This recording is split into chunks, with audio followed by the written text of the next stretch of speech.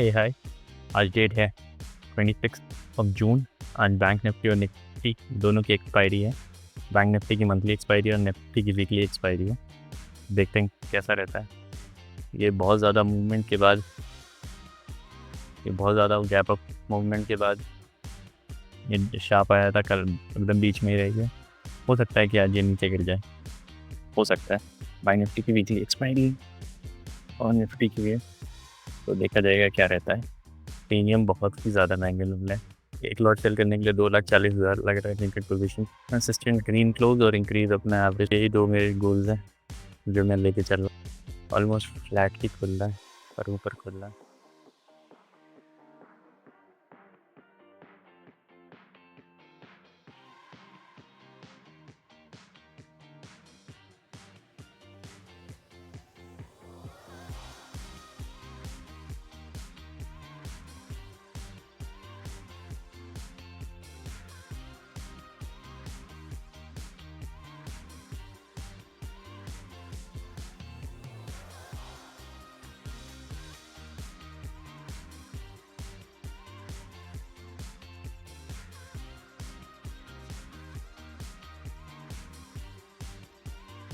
ये मैंने आज पोजीशन बाय कर लिया।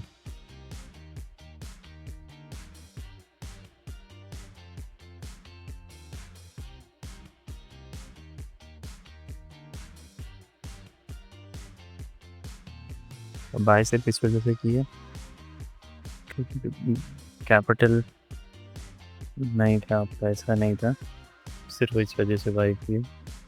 आज एक बहुत ही इम्पोर्टेंट चीज़ रियलाइज़ हुई और रिकॉर्डिंग करते वक्त ये मुझे दिख रहा था कि मैं क्या करता हूँ ना, बजट में क्या आएगा, मतलब बजट मेरे पास जितना पैसा है 2,20,000, तो उसमें कितना और कौन सा स्ट्राइक प्राइस मिल जाएगा जो इससे कम होगा तो मैं वो खरीद लेता हूँ। वो चाहे 0.5 के डेल्टा का मिले, 0.25 या फिर 25 तो नहीं पर 0.43 या पॉइंट ऐसे मैं खरीद लेता हूँ।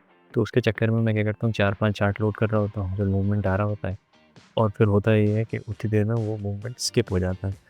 तो इसका जो लॉजिकल सॉल्यूशन है वो ये है कि हेजिंग करो। पर मुझे हेजिंग से नफ़रत आती है, हेजिंग से नफ़रत आती है क्योंकि वो कॉन्ट्राडिक्टरी बातें करता है। ऊपर भी कर लो और नीचे भी कर लो, तो भाई जब ऊपर और नीचे दोनों ही करना है तो फिर कुछ नहीं किया, तो वो बेवकूफ़ बन जाते हैं। और दूसरा, जब मैं पहले शुरुआत में हेजिंग कर रहा था उसमें ये था कि जब मुझे क्लियर नहीं था तो मैं 300 का सेल करता था और 150-200 का बाय कर लेता था कि चलो ठीक है, मतलब अगर जैसे ये स्ट्राइक प्राइस चल रही है तो कॉल यहाँ सेल करेंगे, तो पहले कंफ्यूज ये वाला बाय करें, पुट को बाय करें, ऊपर बाय करें, यहाँ बाय करें, यहाँ बाय करें। अल्टीमेटली जैसे कभी कभी सही हो गए तो यहाँ बाय कर दिया। तो अगर ये 200-300 पे सेल किया है और ये 150 पे बाय कर लिया तो इसमें तो इतना ज़्यादा पॉइंट मिलेगा नहीं और इसमें लॉस खा जाएंगे। तो जो शुरुआत में वो जो सेलिंग कर रहा था तो इस वजह से और मूड ख़राब हो जाता था कि यार ये सेलिंग भी बकवास है, पता नहीं क्या करते रहते हैं। तो इससे मैं हेजिंग से दूर ही रहता था कि नेगेड ही सेल करेंगे। और नेगेड सेल करने में प्रॉब्लम ये है कि 4-5 चार्ट लोड करके देखो, तो ये दो बातें मुझे रोक रही थी। और फिर आज जो पॉजिटिव साइड हुआ वो ये है कि आज हेजिंग का कॉन्सेप्ट क्लियर हो गया कि मुझे समझ में आया कि भाई अब करना क्या है। कि जैसे आज अभी जो चल रहा है, समझ आया कि लॉट को स्केल कैसे करेंगे। ये वाला जो मैं प्रॉब्लम है ना कि 2 लाख, अब अगला जो इतना ही करने के लिए तो 2.5 लाख का कैपिटल लगेगा, तो उसमें से सेल करेंगे या 2 लॉट को, मतलब टोटल 4 लाख पे 2 सेल करेंगे तो वो बहुत मसला हो जाएगा। और ये वाला, और जो रिलक्टेंसी से बास्केट बनाने में, मुझे लगता है बास्केट बनाने में बहुत टाइम लगता है, ये है।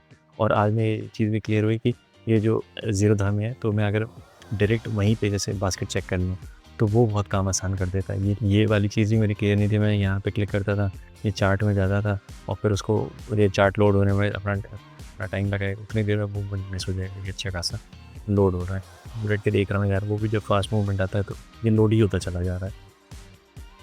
इसको मैं एडिट में नहीं डालूंगा। इतना फ्रस्ट्रेशन होता है कि यार ये क्या हो रहा है। और फिर ये फाइनली चार्ट खुलेगा, अभी भी लोड नहीं हुआ, फिर इसको जूम करो और फिर यहाँ तक जाओ। HFT वाले मिली सेकेंड में काम करते हैं यहाँ पे, फिर यहाँ पे सेल करने के लिए तो ये चार्ट ये लोड करेगा, फिर दिखेगा मेरे पास कैपिटल कितना, फिर ये दिखाएगा ये नहीं। अब फिर से कैंसिल करो और जल्दी से भाग के यहाँ जाओ। उसका सोल्यूशन मैंने ये बनाया था कि यहाँ पे क्लिक कर लें, और इसमें भी उतना ही लोडिंग का टाइम रहता है। तो आज ये चीज़ समझ में आई कि ये करना ऐसे इस तरीके से नहीं करना होता है। करना ये होता है कि जैसे इसको सेल में डाला और इसको बाय में डाल दिया, ये दोनों चीज़, ये बास्केट ऑन होना चाहिए वरना सेल की पोजीशन दिखाई देगी। यहाँ पे गए तो अभी क्योंकि सेल ऊपर है और बाय नीचे है, तो वो 75 ऐसे 2,55,000 दिखा रहा है। बट अगर इसको ऊपर पकड़ के कर देंगे तो ऑटोमेटिकली वो प्राइस 1,02,000 पे आ जाएगा और अब मैं इस चीज़ को आज ही की सेल लेके एक्सपायरी पे सेल कर सकता हूँ। और जो ये वाला चक्कर था कि यार जो रैंडम मुझे प्राइस फेंक के देता था, तो जो मुझे प्राइस चाहिए वो मैं मुझे लिमिट में चाहिए और जो मार्केट पे मुझे बाय करना है ताकि वो तुरंत से जैसे एग्ज़ीक्यूट करें वो बाय कर ले, सस्ती पोज़ीशन बाय कर ले और जब मेरे प्राइस पे आए तब वो लिमिट पे वो चीज़ को बाय करे। तो ये वाली चीज़ बहुत अच्छे से क्लियर हो गई कि आज करना क्या है इस चीज़ में। और जो नेक्स्ट है कि ये बास्केट भी क्लियर हो गई कि मार्केट ये चीज़। तो आज बहुत ऑल इन ऑल बहुत अच्छा था और मैंने ये वीडियो को रिकॉर्ड चलते हुए वीडियो के बीच में इंजेक्ट करने का भी एक बढ़िया तरीका देख लिया। ये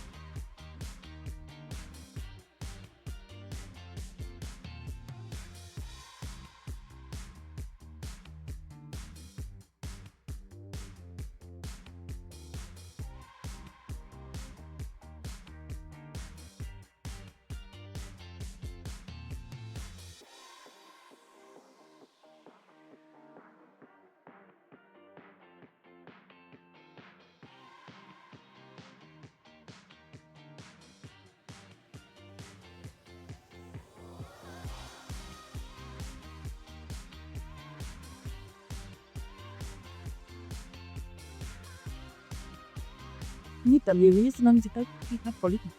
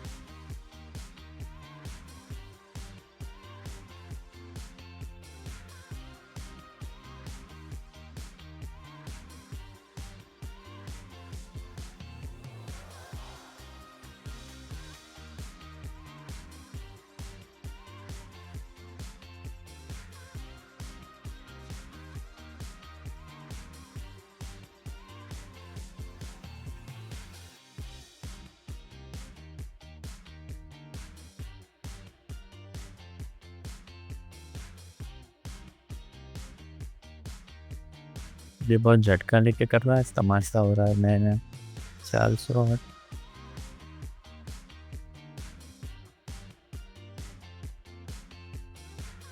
एक्चुअली हुआ क्या है, यहाँ पे तरंगे नीचे जा रहा है, जोश मुझे लिया, दूसरे कहने भाई यहाँ से फोर्सिंग का पलट गई कहानी। फिर यहाँ पे लिया, यहाँ पे मैं तब से ट्राई कर रहा था कि किसी तरह मुझे पैसा मिल जाए और मैं उसको सेल कर सकूँ, बट 2,50,000 2,60,000 ख़त्म ही नहीं हो रहा, इतना महंगा महंगा प्रीमियम हो रहा है। यहाँ पे नेट पॉजिटिव हो गया, बंद कर दिया कि नहीं अब से नहीं। इसमें डेल्टा जो है वो 0.27 है, क्या ही कर दूँगी, चुपचाप दूरी रहो तो ज़्यादा बेहतर ही है।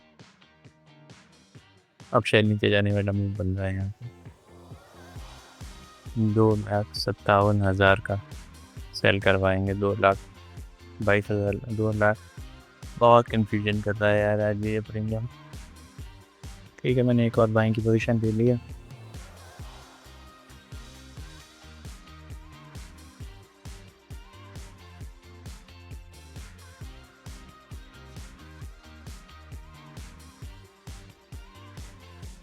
ऐसे प्रीमियम बढ़ते हैं यार ये बाइंग में।